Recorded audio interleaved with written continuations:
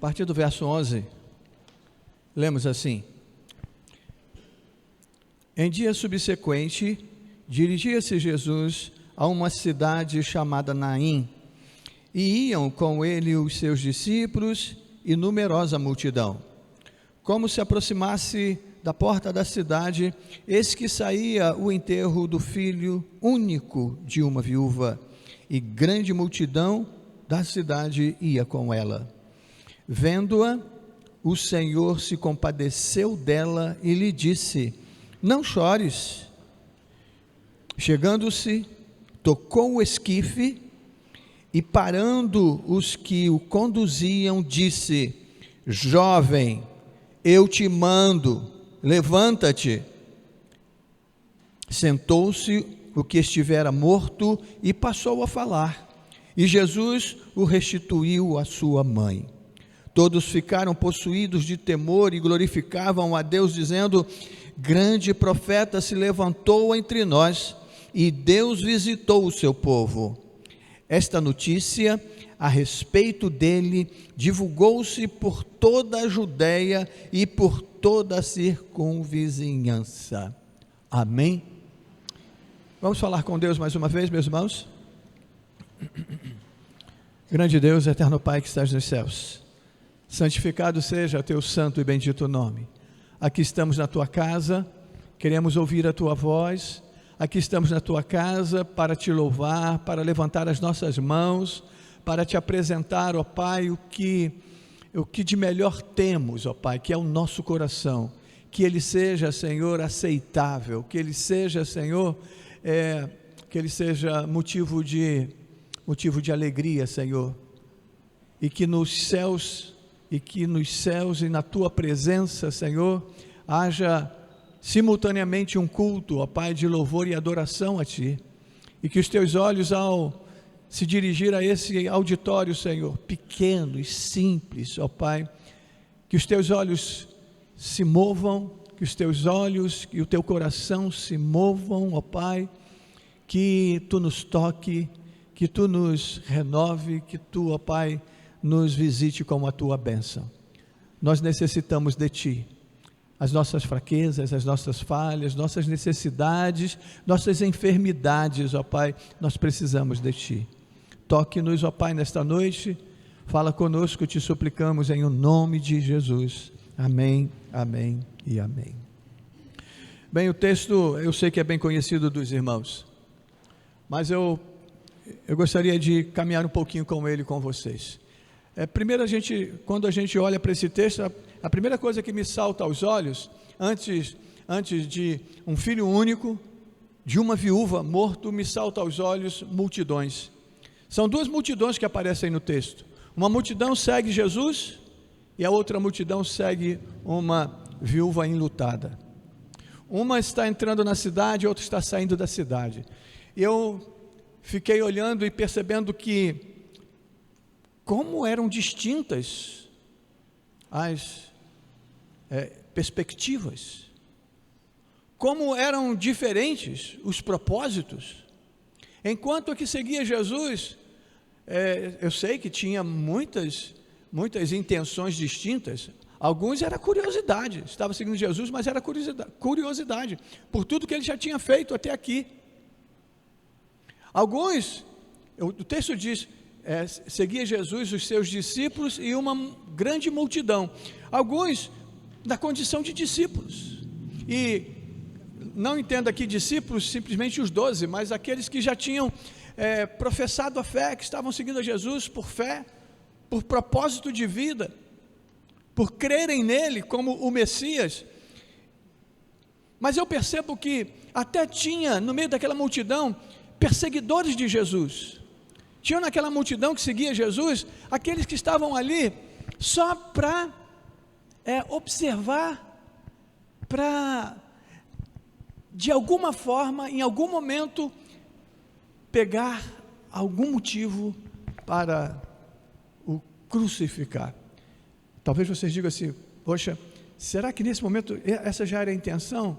Meus irmãos, talvez não a de crucificar, mas de destruir a memória daquele homem que estava levantando a sua voz no meio do povo, confrontando fariseus, confrontando sacerdotes. Aquele homem que se colocava como filho de Deus, era uma, desculpe a expressão que eu vou usar, mas aos olhos dele, uma aberração. Jesus foi chamado de filho de Belial, meu Deus. Então a multidão que seguia Jesus, me desculpe dizer, não era uma multidão homogênea, era muito heterogênea. Tinha pessoas de todos os tipos e de todos os propósitos, mas vamos lá, era uma multidão que olhava para diante. Mesmo aqueles que perseguiam Jesus, estavam ali com o propósito de amanhã conseguir fazer com ele algo. Então era uma multidão com propósito de vida, era uma multidão, grande parte dela celebrando a Deus. Eu tenho certeza que no meio daquela multidão tinham aqueles que foram agraciados com uma bênção, com um milagre, que estavam ali louvando a Deus o tempo inteiro. Uma multidão na qual eu e você gostaríamos de estar. Uma multidão onde o clima era positivo, né? Digamos assim, né? Astral para cima, ou coisa do gênero, né? Usando a linguagem aí desses dias. Mas por outro lado, vinha uma multidão seguindo. Não era um sepultamento qualquer, imagina, o texto faz questão de frisar, o filho único de uma viúva. Imagina que, o texto diz que uma grande multidão da cidade seguia aquela mulher. Imagine quão comovente, como não mexeu com os sentimentos. Meu Deus, ela era viúva, só tinha esse filho, agora ela não tem mais o filho, ela ficou completamente só. Completamente só. Perder o esposo já deve ter sido extremamente doloroso, e agora perder um único filho. Meu Deus, o que será dessa mulher? O que será dessa mulher? Então, uma multidão não só em luto, mas em tristeza profunda.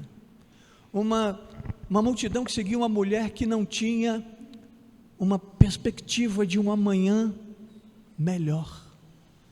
Uma multidão que provavelmente caminhava dizendo: o que será dessa mulher? Eu também creio que tinha no meio dessa multidão algumas variedades. Eu creio que alguns estavam caminhando dizendo o seguinte: como nós podemos ajudá-la? Eu creio, é certo que tinha. Uma multidão, entretanto, também que estava ali condoída, mas depois daquele dia, passado o período de luto, segundo a tradição, 4 dias, desapareceria. Não é assim que acontece na nossa vida? Ainda hoje, dependendo inclusive da proximidade daquela pessoa que viveu o luto. Quantas pessoas morrem na cidade que a gente diz, é mesmo, e não passa do é mesmo. Ou às vezes, alguém importante, mas a gente diz, mas eu não conheci, e não passa disso. Aquela multidão também era multidão que tinha suas faces, mas uma coisa eu tenho certeza, era uma multidão em luto, cabisbaixo. O assunto era morte, o assunto era abandono, o assunto era tristeza. No outro eu posso dizer que era alegria, mas naquele grupo era tristeza profunda. Que coisa, né? Enquanto uma multidão caminhava cheia de esperança, alguns até politicamente, pode ter certeza, gente, que seguindo Jesus, politicamente, uau, chegou o nosso libertador, chegou aquele que vai nos livrar do poderio de Roma. Mas naquela multidão só havia tristeza, não havia horizonte, não havia nada de bom. Meu Deus, eu fico olhando aquela multidão que seguia a viúva. Eu diria, nós diríamos que ela era solidária, em solidariedade aquela viúva, estavam ali, mas preste atenção, ela continuava caminhando sozinha, solitária no meio da multidão, mergulhado em um sofrimento profundo, em um momento que a gente sabe, não há palavras para confortar.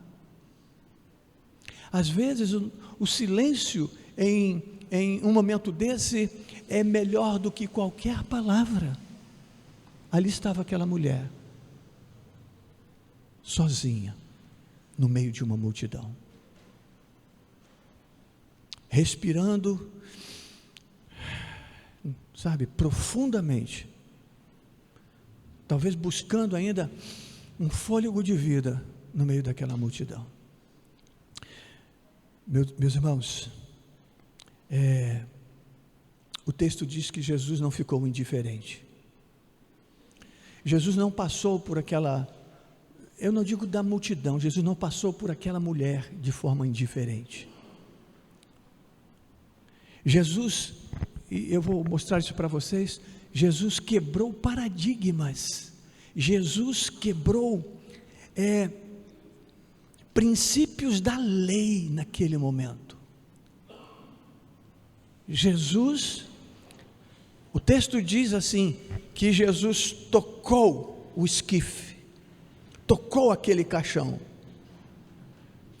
e eu tenho certeza, meus irmãos, o texto não registra, mas eu tenho certeza, porque é o que a lei ensina, naquele momento, escute o que eu vou dizer, gente, escute isso, naquele momento, quando Jesus simplesmente tocou aquele esquife, a multidão que o seguia, talvez tanto quanto aquela outra multidão, mas eu vou mencionar a multidão que o seguia, de discípulos, de seguidores,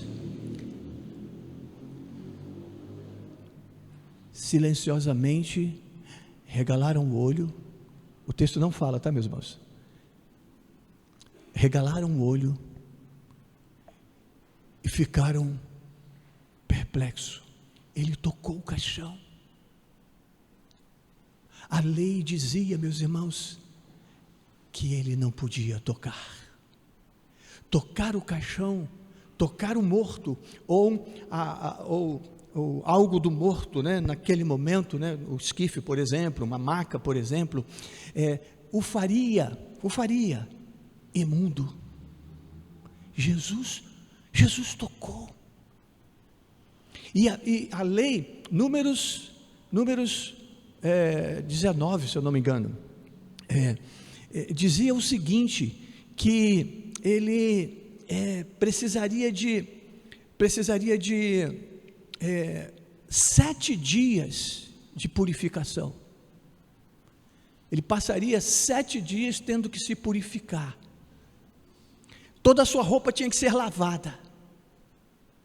O seu corpo tinha que ser lavado de forma cerimonial 2 vezes ao longo desse dia. Não é que ele só tomaria 2 banhos nos 7 dias, não. Mas o registro da lei seriam 2 banhos cerimoniais, para que ele pudesse retornar ao convívio da sociedade.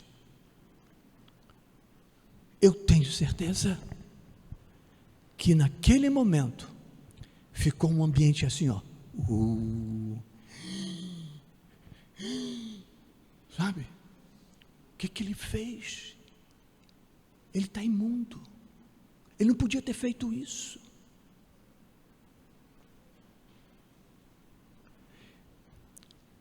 Vocês acham que Jesus não sabia o que estava fazendo? Vocês acham que Jesus não sabia o que estava acontecendo? Claro que sabia. Meus irmãos, naquele momento ele estava dando um sinal para todos que estavam à sua volta. Ele estava dando um sinal para o mundo espiritual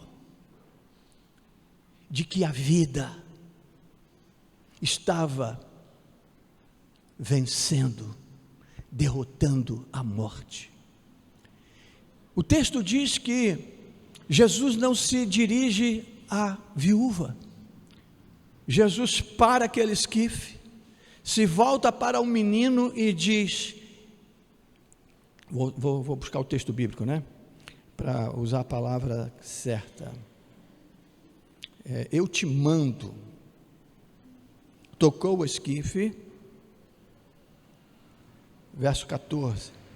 Chegando, tocou o esquife e parando os que o conduziam, disse: jovem, eu te mando, levanta-te. Eu te mando, levanta-te.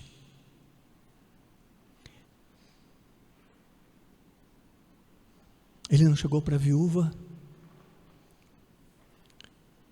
e gastou tempo com ela, mas a palavra que ele dirige para ela, eu creio que deve ter sido também contestada, porque a palavra foi: não chores.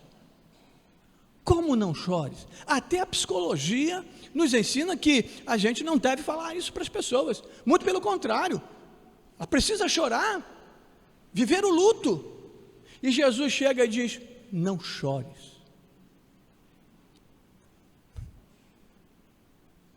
Mas Jesus não é Lélio.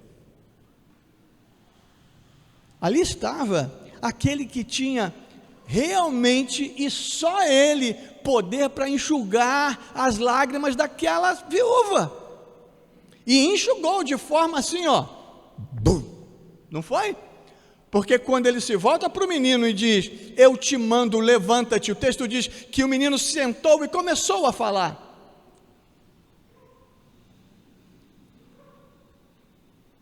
Eu não tenho dúvidas, meus irmãos, as lágrimas cessaram, ou se verteram lágrimas, eram agora lágrimas de alegria, não era mais choro de tristeza, né? Porque às vezes a alegria é tanto que a gente chora, não é verdade? Mas eu posso dizer que naquele momento ele fez o que ninguém podia fazer, enxugou as lágrimas daquela mulher, com uma palavra: eu te mando. Desculpe aí uma palavra, mas vocês entenderam, né? Eu te mando, levanta-te. Tremendo.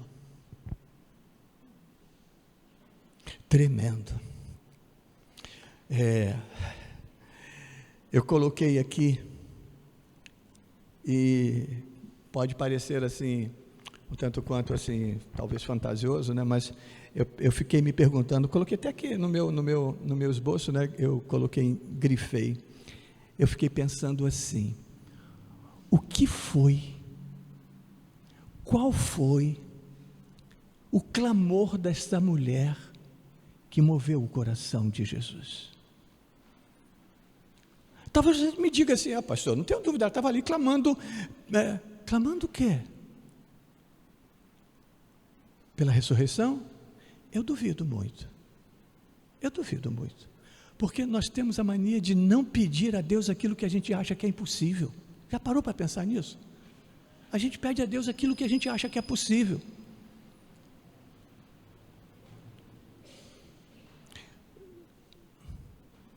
Deus também nunca falou comigo, mas eu também nunca tive coragem de chegar diante de um esquife ou em uma cerimônia e dizer: eu te mando, em nome de Jesus, levanta. Eu nunca tive coragem, mas também Deus nunca mandou fazer. Mas eu conheço homens que já viveram isso de forma tremenda.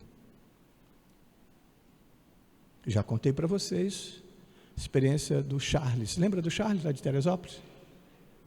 Discípulo.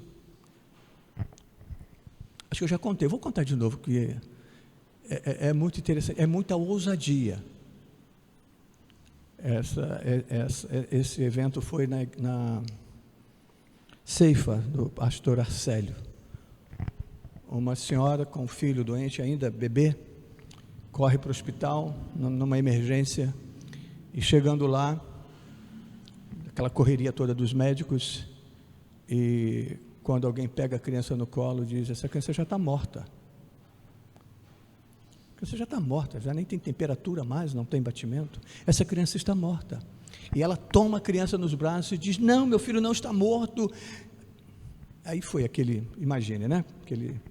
Aquela problemática toda, e alguém da família pega o telefone e liga para o Charles, um dos discípulos do apóstolo Arcélio, e ele vai para o hospital, mas vai para o hospital na expectativa de auxiliar a família de alguma forma. Mas aquela mãe chega e entrega aquela criança no colo dele e diz assim: meu filho está morto. Aquela frase típica de mãe, né? De qualquer um de nós: eu não aceito isso. Ele toma aquela criança e sai do meio do povo e ele começa a orar. Olha a ousadia, ele começa a orar. Já tinha o diagnóstico dos médicos, os médicos já tinham abandonado a situação. Ela estava lá pelo pátio correndo lá de um lado para outro. E ele clama e ele ora com aquela criança nos braços e aquela criança volta à vida. Isso aconteceu aqui. Não é só eu que vi, não, tinha quase uma igreja inteira de testemunha. E não foi dentro da igreja para ninguém depois ficar falando assim: não, foi lá dentro do hospital das clínicas. Essa mãe, ele devolve a criança, e aí eu não me lembro mais do resto da história, mas eu sei que essa criança estava viva. Estou dizendo se ela retornou lá para o hospital para mostrar aos médicos, eu não me lembro mais.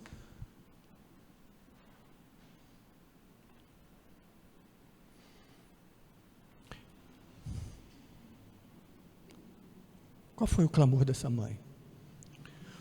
O que Deus olhou naquela mãe que moveu o coração dele, compadeceu. O texto diz que Jesus se compadeceu dela. Vocês sabem disso? Jesus não curou todos os enfermos que passou por ele. Ele curou muitos enfermos, ressuscitou mortos, mas nem todos. Mas vejam bem, não leiam errado essa minha frase. Não houve aquela de que ele tentou e não deu certo. Isso não existe na história de Jesus. Estão entendendo quando eu digo todos? Ele chegou, por exemplo, no tanque de Betesda, tinha um montão de enfermos lá, e ele cura um. Está me entendendo quando eu digo que ele não curou todos? Ele não era aquele curandeiro que a gente vê por aí não, que não foi isso. Eu digo que não, porque nem com todos ele parou, nem todos olharam para ele sedento e preparados para receber a bênção. Sedentos e preparados para receber a bênção. Sedentos por uma bênção e com o coração quebrantado e pronto para receber a bênção. Porque às vezes não é a sua necessidade, a minha necessidade da bênção, é o meu coração que não está preparado para receber aquela bênção. Mas Jesus olhou para aquela mulher e não passou por ela. Ele passou por muitos enfermos, certamente passou por muitos esquifes, mas aquele coração moveu o coração dele, e ele: não chores, eu te mando, menino, levanta-te. Isso é tremendo, meus irmãos. Isso é tremendo. Às vezes, meus irmãos, às vezes eu fico olhando no meio dessa história, as multidões, os propósitos de uma multidão atrás de Jesus, propósito de uma multidão atrás daquela mulher, muitos sentimentos pró, sentimentos contra, sentimentos indiferentes, mas quando eu olho para essa multidão, eu fico me perguntando: qual dessas duas multidões vocês acham que foi mais impactada? Qual? A que seguia Jesus ou a que seguia a viúva? Qual foi mais impactada? Qual Eu acho que talvez tenha sido de fato a que acompanhava a viúva, porque aquela multidão carregava um luto.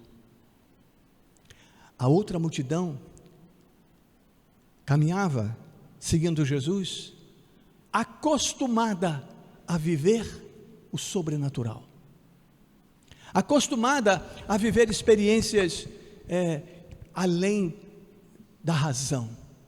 Mas aquela multidão que seguia aquela viúva viveu ali uma experiência, aos olhos humanos, inacreditável. Sim, foi muito, penso eu, talvez tenha sido a mais impactada. Mas eu fico me perguntando, e se Jesus não tivesse parado? E se Jesus não tivesse parado? Aí você vai me dizer, não teria acontecido nada. Teria sim, meus irmãos. E se Jesus não tivesse parado? Primeiro, a multidão impactada que foi, não seria. Seriam centenas de pessoas, não sei se dezenas ou centenas de pessoas, que não viveriam aquele momento sobrenatural. A multidão que não tomariam conhecimento do poder de Deus. O texto não nos diz, porque o texto termina assim, todos ficaram possuídos de temor e glorificavam a Deus, dizendo: grande profeta se levantou entre nós e Deus visitou o seu povo. Eu não sei qual das multidões, mas eu acredito que as duas multidões clamavam isso. Agora pense bem, meus irmãos, pare para pensar. Jesus não podia perder oportunidades. Jesus não perdia oportunidades. Toda vez que ele se encontrava com o coração pronto e aberto para receber a bênção, ele abençoava. Não importa, ele fez isso com uma prostituta, ele fez isso com um homem que já tinha desanimado da vida há anos e anos, procurando a oportunidade de ser curado à beira daquele tanque. Não importa. Quando Jesus identifica um coração pronto para receber a bênção, ele abençoa. Quando Jesus encontra alguém com o coração aberto para recebê-lo, ele entra, ele visita. Não, meus irmãos, Jesus parou sim, e aquela multidão foi impactada, porque Jesus se fez presente ali. Ele não passou de largo, né? Lembram da parábola daquele homem na beira do caminho? Não, ele não foi como sacerdote. Jesus parou, Jesus mexeu com aquela multidão. Não foi só com a viúva, Jesus não tocou só aquele jovem, Jesus tocou a multidão inteira. Eu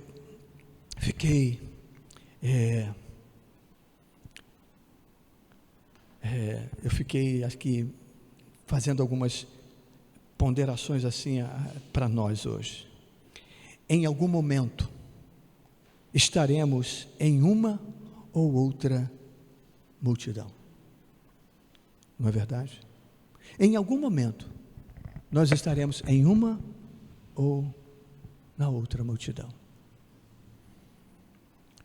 mas não podemos deixar de cumprir a nossa missão. Como seguidores de Jesus, precisamos levar a mensagem de vitória sobre a morte.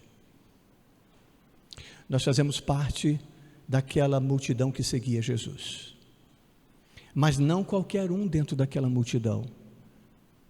Quem é você dentro daquela multidão que seguia Jesus? Porque não basta seguir a Jesus. Eu comecei essa minha palavra com vocês, olhando para esse texto e mostrando que no meio da multidão que seguia Jesus, tinha discípulos, tinha curiosos e tinha perseguidores. Os discípulos estavam debaixo de uma missão, assim como eu e você. Não nos basta seguir a Jesus, nós precisamos cumprir a nossa missão. Nós somos hoje como Jesus, que nós vamos parar as multidões enlutadas, as multidões hoje tragadas pela morte, e nós precisamos confrontar a morte. Meus irmãos, nós não podemos ser como talvez os sacerdotes religiosos que não tocavam o esquife. Isso não é comigo, eu não posso fazer isso, isso vai me tornar impuro. Meus irmãos, nós somos da multidão que seguia Jesus, que quebrava paradigmas com o propósito de mudar a história de uma multidão. Meus irmãos, nossa cidade chama-se Magé. A nossa cidade está sofrendo, está definhando.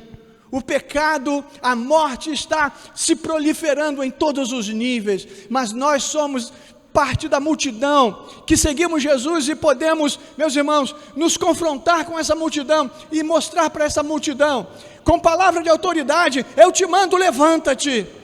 Nós precisamos assumir a nossa condição. Ninguém aqui é Jesus, mas nós somos servos de Jesus. Aqui ninguém é Deus, sim, não somos, mas meus irmãos, a palavra nos diz, nos convoca, nos autoriza e nos dá autoridade. Ide por todo mundo, pregai o Evangelho, nos dá autoridade. Meus irmãos, chega a nos confrontar, chega a nos desafiar. Palavras de Jesus: que maiores obras do que aqui Ele fez nós faríamos. E isso quase nos assusta, ou não nos assusta? Sim, nos assusta, sim, nos assusta. Mas eu quero que você não vá embora hoje, ao ouvir essa palavra, ao ler essa palavra comigo, que nós somos mensageiros da vida. Sim, há um esquife que nós não podemos tocar, e tem muitos servos do Senhor se contaminando com o esquife da morte. Jesus tocou com propósito.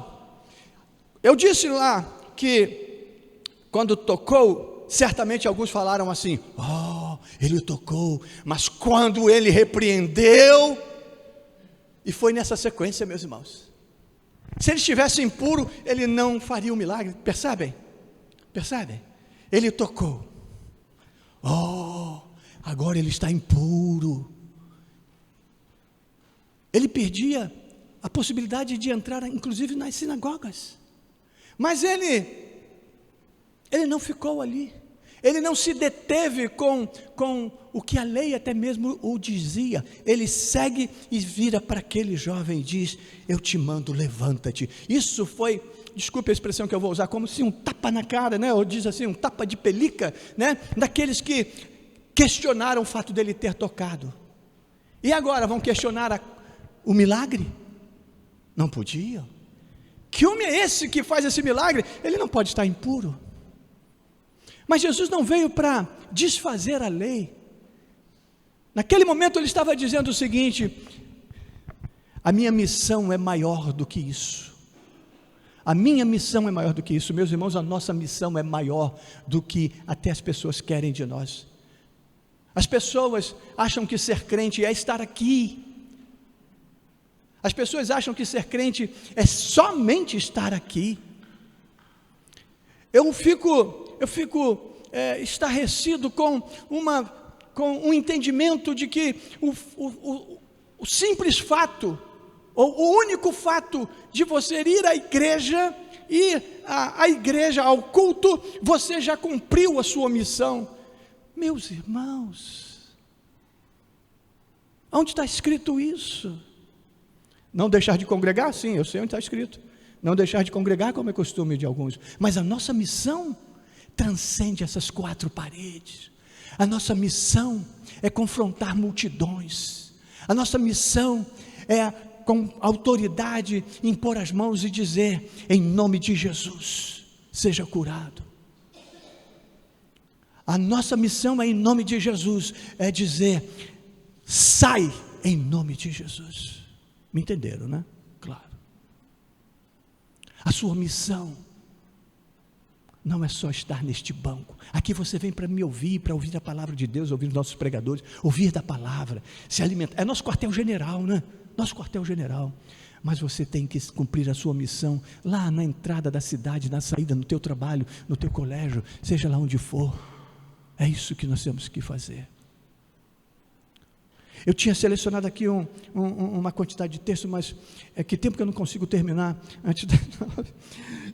Mas olha alguns textos que são como missão para nós e lição para nós. A nossa mensagem é de vida. Lembra de Jesus lá na cruz? Hoje mesmo estarás comigo no paraíso. Lembra de Pedro quando Jesus faz um discurso pesado e as pessoas começam a abandoná-lo? Ele se vira para os seus discípulos e diz assim: e vocês não querem ir embora também não? E foi assim, nesses termos, tá? Não foi com doçura não, foi ríspido. Aí Pedro responde assim,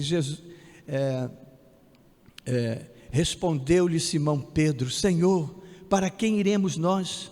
Tu tens as palavras da vida eterna. Tu tens as palavras da vida eterna. Essa é a palavra que tem que estar nos nossos lábios, meus irmãos. Só nós temos as palavras de vida eterna para este mundo aí fora. Esse mundo hoje quer viver como é que se diz, de like, sei lá como é que fala hoje, né? É isso aí que eles querem. Quer viver de aparências. Mas você, meu irmão, você tem palavras de vida eterna, e só você tem palavra de vida eterna. Olha que texto lindo, olha o que aqui Paulo diz, escrevendo aos Filipenses: porquanto para mim o viver é Cristo, e o morrer, loucura, né? Loucura. Mas como assim? Porque só você pode declarar isso. Só nós podemos declarar isso. Nós não somos como aquela multidão que seguia aquela viúva, desolados, enlutados e sem perspectiva. Nós seguimos a Jesus, mas nós olhamos para frente, aconteça o que acontecer, entendeu? Nós vamos viver para servir a Jesus, e não tem problema, se morrermos, estaremos com Ele. Hoje mesmo estarás comigo no paraíso. Meus irmãos, olha que coisa tremenda que Paulo escrevendo aos Tessalonicenses. Eu vou ler esse texto é longo, mas eu vou ler, me desculpe meus irmãos, eu vou ler esse texto. Não queremos, porém, irmãos, que sejais ignorantes com respeito aos que dormem, para não vos entristecerdes como os demais. Como é difícil estar em um sepultamento e a gente não tem certeza da fé daquela pessoa. Nós não temos certeza se ela aceitou a Jesus. Nessa hora nós, que somos sacerdotes, a gente tem que falar e não dizer nada. É triste, mas olha, quando a gente está ali diante de um sepultamento, eu sei que o momento é de tristeza, mas eu sei que eu tenho uma palavra de conforto, porque eu digo: olha, você não perdeu alguém. Quando se perde é porque você não sabe onde está.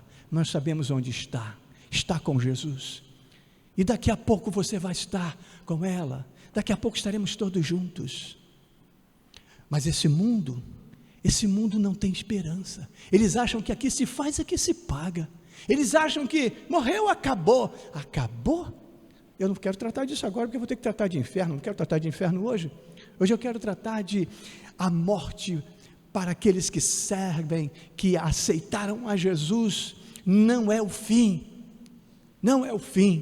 E mesmo que não vivamos uma ressurreição como aquele menino, olha o que o texto diz: pois se cremos que Jesus morreu e ressuscitou, assim também Deus, mediante Jesus, trará em sua companhia os que dormem. Ora, ainda vos declaramos por palavra do Senhor isto: nós, os vivos, os que ficarmos até a vinda do Senhor, de modo algum precederemos os que dormem, porquanto o Senhor, dada a sua palavra de ordem, ouvida a voz do arcanjo e ressoada a trombeta de Deus, descerá dos céus, E os mortos em Cristo ressuscitarão primeiro. Depois, nós, os vivos, os que ficarmos, seremos arrebatados juntamente com eles, entre nuvens, para o encontro do Senhor nos ares, e assim estaremos para sempre com o Senhor.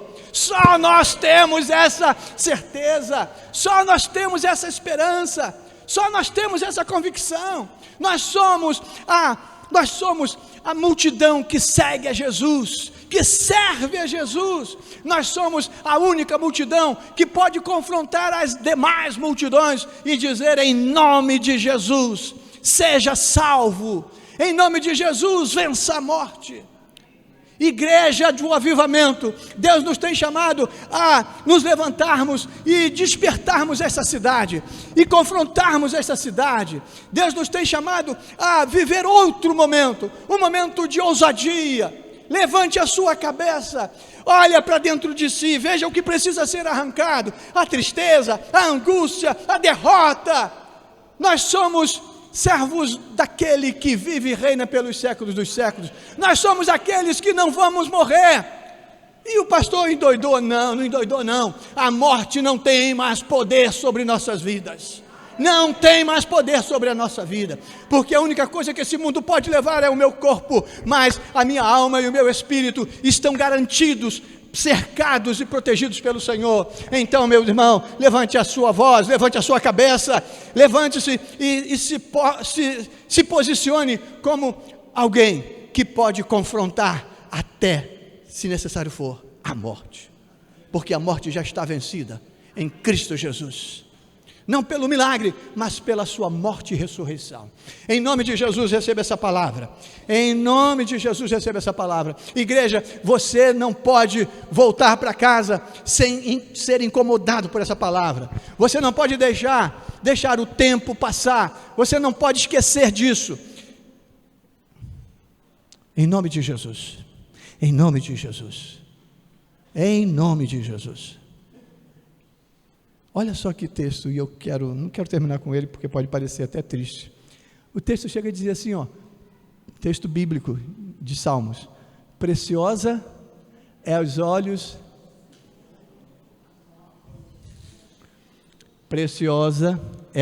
do Senhor a morte dos seus santos.